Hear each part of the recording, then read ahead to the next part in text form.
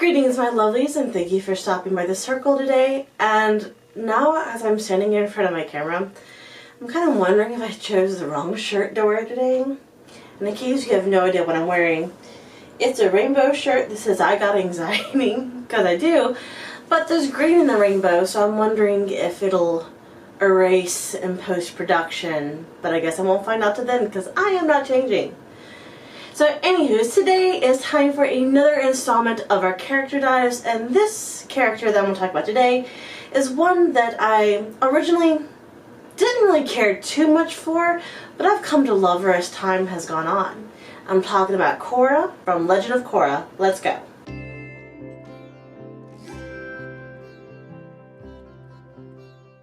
So Korra is a sequel of Avatar: The Last Airbender, and I came to that show kinda late. I do believe all the DVDs for the show had been released by that point, and I remember watching the final season via DVD and just praying that when I got to the end of it that wasn't the last episode until it was clearly the last episode. But despite all that, I absolutely adore the show. It's one of my comfort shows. I will rewatch the hell out of it. I love it. World building on point and just storytelling amazing. So when I heard that they were going to do a sequel called Legend of Korra, I was fucking ecstatic, especially because it was going to be a female avatar. So I should probably pause a little bit and talk about the world, so in case you have no idea what I'm talking about, you won't be lost in the sauce this entire video. So in the world of Avatar: The Last Bender and Legend of Korra, you have these four nations: Earth, Air, Fire, and Water. And they are loosely based off of Asian and Inuit cultures from around the world. The Water tribes of the North and South Pole are based off of Inuit tribes. You have the Earth Kingdom, which is based off of China. Fire Nation, which is based off of Imperial Japan. And then you have the Air Nomads, which are based off of the Buddhist, I believe, priest. The Tibetan priest. But anyways, so among the four nations, they have an affinity for a certain element that they are allowed to bend. Waterbenders, firebenders, so on and so forth. And the bending styles are a mix of martial arts and flair, but that's what helped make this world so inclusive, just amazing. But because you have these four people with four different ideologies and so on and so forth, that is obviously going to cause strife, because let's just admit it, people are garbage. Like, we're terrible. If we can fight it, we're going to fight it. So the Avatar is the one person in the entire world who can master and bend all the four elements. And when they die, they are reborn into a new body along the cycle. So from air, it goes to water, and then earth, and then fire. In the original, Aang did his thing, lived his life, passed away. Korra is now the next avatar. So she could not be more different from Aang than day to night. Let's just go ahead and talk about her a little bit. Legend of Korra takes place 80 years after the events of the Avatar: The Last Airbender show. The world has changed a little bit, and it's a bit more modern to the extent that it kind of gives like a 1920s, 40s feel to it. You know, you have motor cars and movies are becoming a thing. Bending has now become like a pro boxing type of tournament, which I believe actually did kind of happen when Eastern cultures met with a lot of Western cultures, and they started to fuse that martial arts ended up becoming like tournament style. Don't quote me, I am probably misremembering something. When we were first introduced to Korra, unlike all her previous incarnations, she knew from the get-go that she was the Avatar. I mean, she comes busting in already knowing how to bend earth, water, and fire. Whereas avatars in the past had no idea until they were told to them when they were 16. So given the events of things that have happened off screen, for some reason Korra is raised in a White Lotus compound, and the White Lotus has now come out of the shadows, given how they helped take back Ba Sing Se in the end of the previous show. And I have issues about this, but we're going to kind of talk about that a little bit later. So Korra has spent the large chunk of her life separated from her own culture, the Southern Warriors tribe, and just her people in general. And so, because she already knew that she was an avatar, she's very hot-headed and arrogant, which honestly is very refreshing to see in a female character, because we do have hot-headed and arrogant characters, and for some reason everyone loathes them. But personally, I like them because I'm very brash and abrasive, and I rub a lot of people the wrong way because I'm not very delicate, and those of you who know me can contest to that. But I digress. But I don't want to talk about my other thoughts about the show until the end of it because it'll kind of be disconjointed. So let's go ahead and identify the character archetype that is Korra. No ifs, ands, or buts about it, Korra is the hero. And she is very much a typical hero. And had she had something else in between her legs, there would be a lot less gripe about her. But anyways, she is brash, she is abrasive, she is the one who will save the world, she is the chosen one, she is the hero. One of the easiest damn concepts to find, and this is usually the easiest archetype to identify.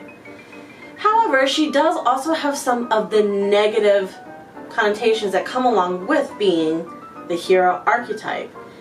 She is, like I said, very arrogant. She rushes into battle without thinking clearly. And so we see her fuck up a lot. Especially in the first season, we see her come in and struggle to fit in the role of what being an avatar actually is, because for a long time there really isn't anyone for her to fight. And so she has this huge like bisexual energy of like, come at me bro, I will fight you. And they're like, dude, that's not how things are fucking done. And actually, we don't fucking need an avatar anymore, we're good, blah blah blah blah. And so she has to deal with that. And then she gets knocked on another peg in a couple other seasons when she nearly dies and has a very hard time recovering from that until Toph reappears and kicks her ass. But I don't want to talk about it anymore. But the one thing that I do find interesting about Korra's journey throughout the entirety of her clusterfuck that was her show is that when she starts out, she is very rough around the edges as an avatar and as just a human being in general. She, I guess, is akin to like the gifted kid burnout, you know, really talented at a young age but having a hard time kind of adapting to the world now that they are no longer superior, they're just part of the general masses because everyone else has cut up to them. And granted, they may still have something special, but it's not as special as what it was when they were younger. And throughout the entire course of the show and series, she gets beat down a lot by political opponents, by her own teachers, by like social aspects of friends and romances. I don't even get started on that one. And then the villains that she has to face. Korra faced more villains than Aang ever did. Korra met her like endgame opponents every single season. So first it was Amon, which was initially supposed to be the only one season. Then she had Unalaq and the Dark Avatar, and then Kuvera for the last two, well, the Red Lotus and then Kuvera. So yeah, that's a lot to deal with. And so by the end of it, she is beaten and broken and humble and just a better person for it. She learns to stop and to think about her actions before she does it. She really does wonder if the world needs her and realizes that it may not be as big as a role as what she thought it was. She steps in only when necessary and is attempting to do diplomatic things first before jumping straight to the guns. She's a completely different character by the end of the series. And through the course of the show, we really get to see a lot of her interesting character traits change and evolve to become what they are by the end of the show. So let's go ahead and talk about those. On the positive side, Korra is dedicated. She is highly fucking dedicated. She is the avatar and she's going to do everything that she can to be the avatar. Whatever training she needs to do to become stronger, that's what she's going to do. And then when she gets a new skill, she works hard to master it. In the later half of the series, she does have a very good sense of right and wrong. She does understand that sometimes people are not the best that you need in that situation, and that to do better you have to kind of move on forward. But she is kind of dumb, at figuring out who actually is the bad guy.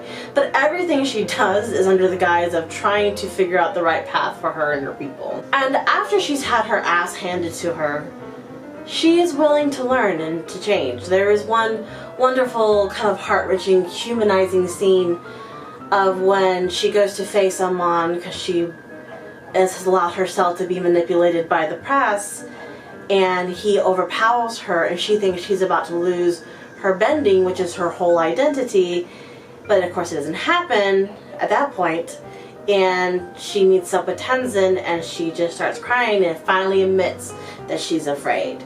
And so once she admits that, that was sort of like a turning point for her character, where it became a little bit easy for her to admit her faults and her feelings and so on and so forth. Now for the negative. As how it is with most sheltered children, she is naive as to how the world actually works. She has no concept of money, the political intricacies of the city that she serves in, and the wider world. Like, she was taught bending, but was not taught how to deal with the global world as a whole. And so when she gets into it, she is woefully unprepared, and that is somewhat of what leads to a lot of the mistakes that she makes.